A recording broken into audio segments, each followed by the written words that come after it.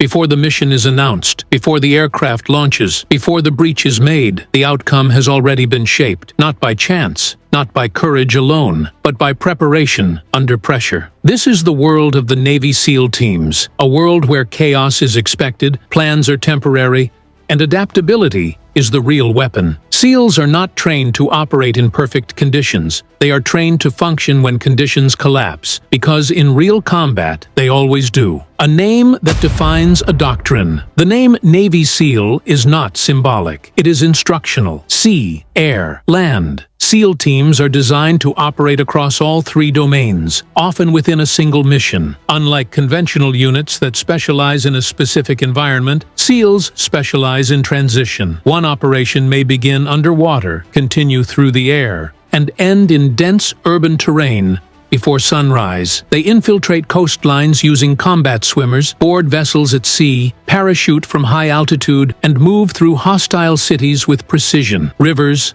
mountains, deserts, jungles, and Arctic conditions are not exceptions. They are expected operating environments. This versatility is not accidental. It is built into the foundation of SEAL training and mission planning. Operators are never tied to terrain. The mission dictates the method, not geography. That mindset allows SEAL teams to deploy where conventional forces cannot, and to adapt when conditions change without warning. What Navy SEAL teams are built to do. Navy SEAL teams are not created for a single type of warfare. Their mission set is deliberately broad, allowing them to respond to threats that evolve faster than traditional military structures. At the core is direct action. These are short, precise raids designed to capture or eliminate high-value targets, destroy critical infrastructure, or seize sensitive material. These missions are violent, fast, and controlled. The objective is decisive impact, not prolonged engagement. Another critical mission is special reconnaissance. SEALs infiltrate denied areas to observe, collect intelligence, and relay information without being detected. These operations often require patience, discipline, and the ability to remain invisible for extended periods with limited support. SEAL teams also conduct counterterrorism, hostage rescue, foreign internal defense, and unconventional warfare. In some cases, they train and advise partner forces. In others, they operate alone, deep inside hostile territory where extraction is uncertain. What unifies all of these missions is adaptability. SEALs are not deployed with rigid expectations. They are deployed to solve problems in environments defined by uncertainty. The SEAL mindset. What truly separates Navy SEALs from other elite units is not equipment or physical capability. It is mindset. The SEAL mindset is built on controlled aggression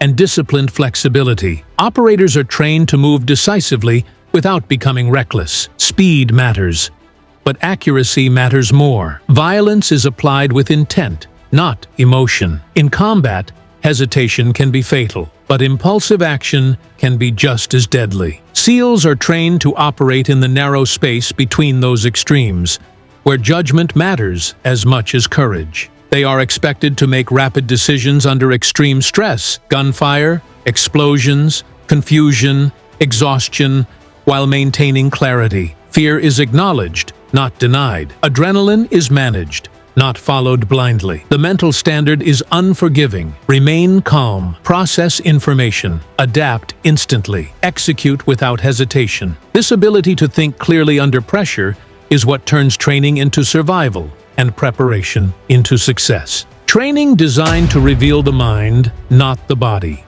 SEAL training is intentionally brutal, but not for the reasons most people assume. The goal is not to find the strongest or fastest candidates. Physical capability matters, but it is not decisive. The true objective is to expose decision-making under sustained stress. Candidates are pushed far beyond physical exhaustion. Cold water immersion, sleep deprivation, constant movement, and relentless pressure strip away comfort and predictability. When fatigue sets in and pain becomes constant, the mind reveals itself. This is why failure is common. Most candidates do not quit because they lack strength. They quit because they lose mental control. Frustration builds, focus narrows, Small problems become overwhelming. The ability to think collapses before the body fails. Completion is rare by design. Those who endure demonstrate something more valuable than endurance: the ability to remain functional when conditions deteriorate and expectations collapse. Mastery is not a goal. Earning the seal, Trident, is not an achievement that marks the end of training. It marks the beginning of responsibility. Every SEAL is expected to achieve mastery across multiple disciplines, including maritime operations,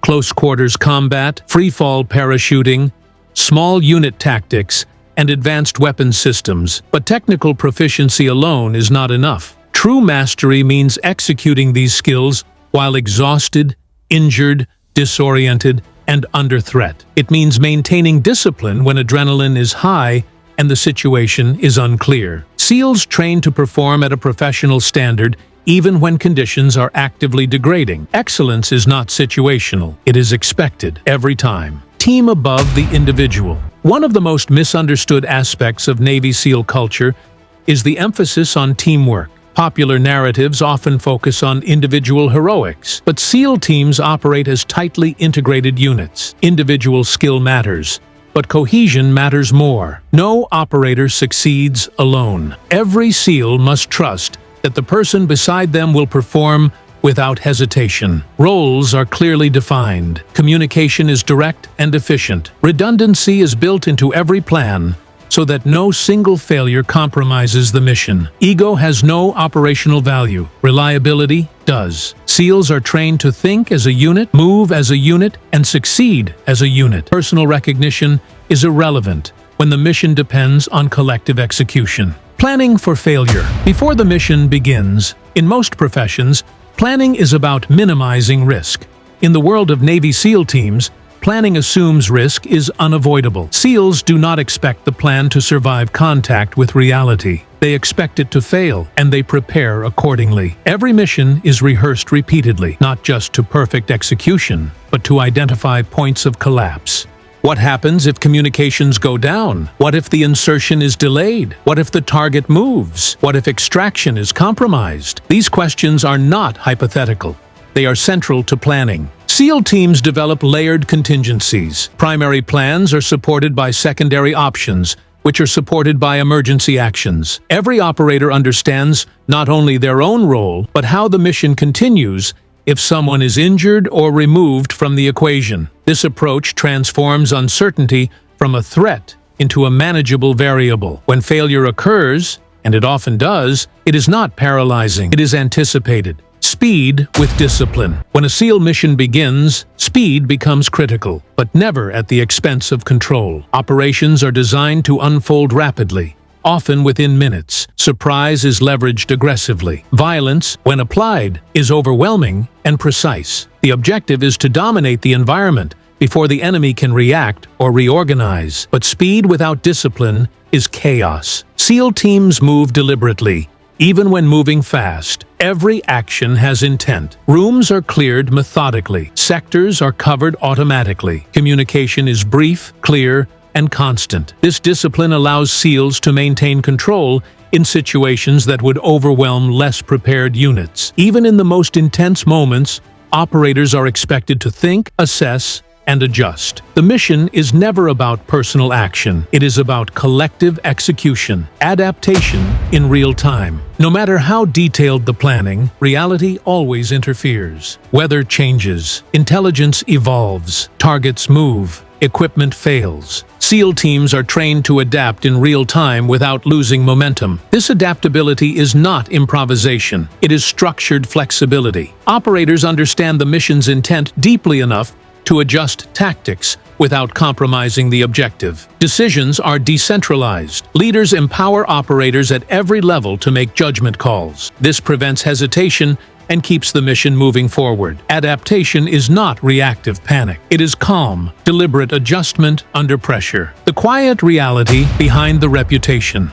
Public perception often focuses on dramatic raids and high-profile missions, but the reality of SEAL operations is quieter and far more demanding. Most success is invisible. Most preparation goes unnoticed. The majority of effort happens long before a mission ever launches. SEALs succeed not because they are fearless, but because they are prepared. Not because plans are perfect, but because adaptability is expected. Not because chaos is avoided, but because it is embraced. This mindset defines everything they do. The core truth of SEAL mastery. At its core, the effectiveness of Navy SEAL teams is not rooted in physical dominance or technological advantage. It is rooted in preparation for uncertainty. SEALs do not expect clarity. They do not expect comfort. They do not expect control. They expect friction, confusion, failure, and they prepare themselves to operate anyway. That mindset, more than any weapon or tactic, is what makes Navy SEAL teams effective across every environment,